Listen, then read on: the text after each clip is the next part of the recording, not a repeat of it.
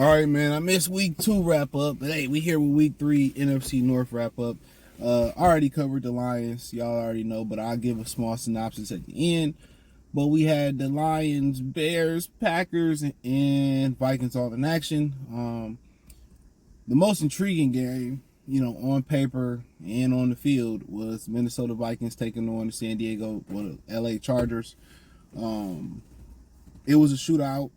Only reason it wasn't as popularized as it could have been was because Miami hung 70 points on Denver. But right now, Minnesota, I knew I picked them to win the division just because they was proven commodities, and I didn't trust the Lions, and I don't have any predictions for the Lions. I pretty much in my mind exempted them from the division. For my opinion, I just don't like to forecast the Lions.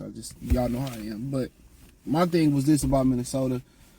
I knew defensively there was going to be some challenges, but I thought Madison was good enough to pick up and have their running game be serviceable. They put a lot of, assets in the offensive line, and they just, ain't ran the ball. I mean, watching Cincinnati, Monday night, they refused to run the football.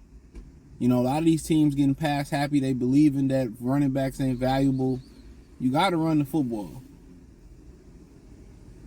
You have to run the football. So, I think Minnesota I think starting 0-3 is never a good sign. But, right now, I think they still can get back in it. But my issue is they got to find a way to run the football and, and keep their defense fresh. So what LA was able to do, they didn't run the football any good too with Austin Eckler being out. Joshua Kelly, he didn't run the ball as well at all, and it really came down to Herbert, making a play. I think it was a play in which the ball hit the Minnesota defender right in the hands, and it jumped over to Joshua Palmer's hands, and he scored the touchdown. That would have changed the entire game. That's a 7 points away from LA. They lose the game. They also lost Mike Williams for the year with a torn ACL. So that's gonna be a big blow to them. I think Keenan Allen not too long ago tore his knee up over there. So very unfortunate events for them in the Chargers, man. But for Minnesota, you can't go into a season where you rip the talent off the defense. You in a transition. You don't have no talent defensively. Then replenish it, right?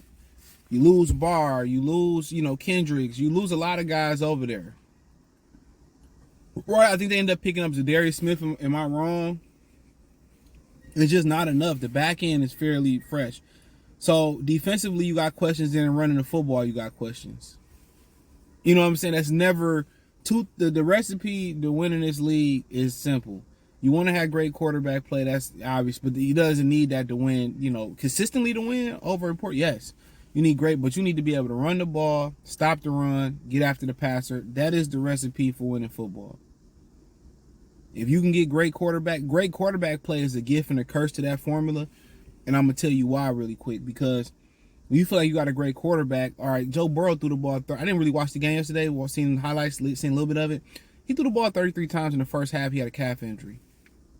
When you got a great quarterback, you want to have the ball in his hands because he's great and he can make things happen. But sometimes you have to scale it back and run the football. And what Minnesota's got to get back to doing is running the football, get back to play action, controlling the clock, keeping their defense off the field.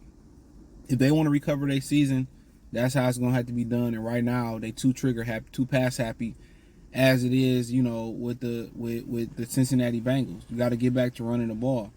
But they lost 28-24, 25 or something. I don't have the score in front of me, but it's an uphill battle for Minnesota going forward. Now you go over to New Orleans, Derek Carr and them, they was up 17-0 at some point right in the first or second half.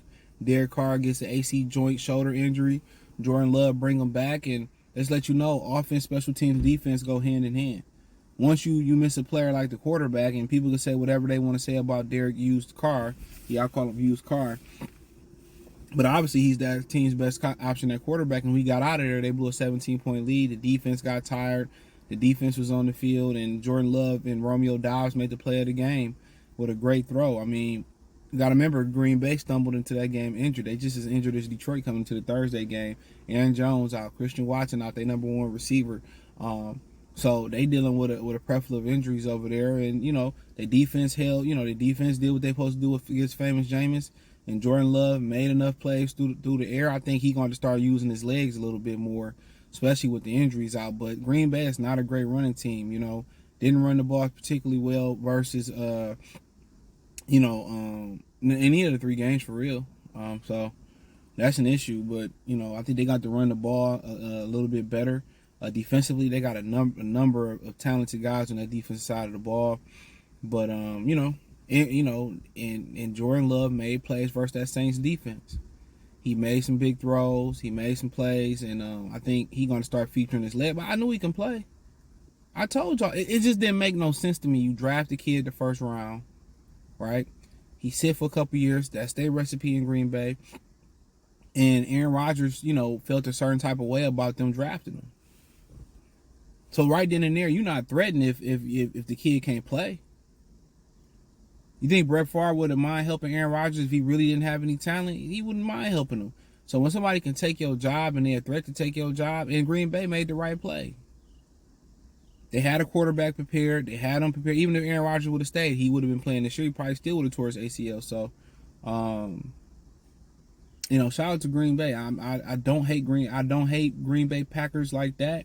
Like I hate the Chicago Bears, but it's like I want to see Jordan Love do good. He a brother. Yeah, I said it. Yeah, but I don't mind. I love Brett Favre. I like Aaron Rodgers, even though he cooked us. So I really just never had a hatred other than that Monday night game where they robbed us in Lambeau with the holds on Trey Flowers. But I hate the Cowboys and I hate the Bears. I hate them. Them are the teams I hate. But going to Chicago, I was getting ready to go out, so I'm getting ready. I watched the Lions game, did my video. I'm getting ready, so I get to the MGM Grand. That's where I was at on Sunday. Last 2 Sundays, obviously, totally 2 different moves down there after the game. Everybody park at the casino or they get a room at the casino. A lot of Falcons fans there, and everybody coming out. I got a great traffic coming in, and one thing that I did notice about the morale was up. It was up. The other weekend, people was down when they lost the Seahawks. They was up. Everybody was happy. Even the Falcon fans, pleasant to be around, having great conversations, and for sure. But nonetheless, I got the guy in the casino. Got comfortable who I was with, and we just looked at the score. It was like 34-35 to nothing. Chicago was out there getting gang banged on, like. Obviously, they're going to be looking for a new quarterback. I'm not sure Bryce Young was the answer. C.J. Stroud might have been the answer, but I think it's something with the Chicago Bears franchise with quarterbacks. I mean, Kansas City had it their way, like they was playing the Chicago Burger Kings. They had it their way, man, and their embarrassment. They stripped the team of a lot of defense. They rebuilding it. A lot of people had issues with Matt Eberflus getting a job. You got the defensive coordinator doing some wild stuff out here, so. But yeah, they like being one of the worst teams in the league. Like Justin Fields' regression. And I think it's an organizational thing where they probably could have really good quarterbacks. They just don't have a system in place, and they got to think about rehauling if they bring in another quarterback, how they gonna develop him, how they gonna build an offense around him. But too many quarterbacks come there and don't reach their potential, and I think got a lot to do with the organization. But it was just a straight shellacking. You can get stumped in the club. They got stumped out. Chicago is. Was going to go as far as Justin Fields take them. Offensive line got to learn to gel. Defensive, they depleted the talent. So they in full rebuild mode, and it's a great year to be a loser again. You go out there and get Caleb Williams. You got a plethora of picks also from the trade you made out of the #1 pick last year. So we'll see what happens with Chicago. I think their future's still bright. But hey, check out the NFC North playlist. Thumbs up the video, share the video, subscribe to the channel. You already know the Lions beat the Falcons. I already talked about it. Check out my video, my prediction playlist, or my post-game reaction playlist. Peace.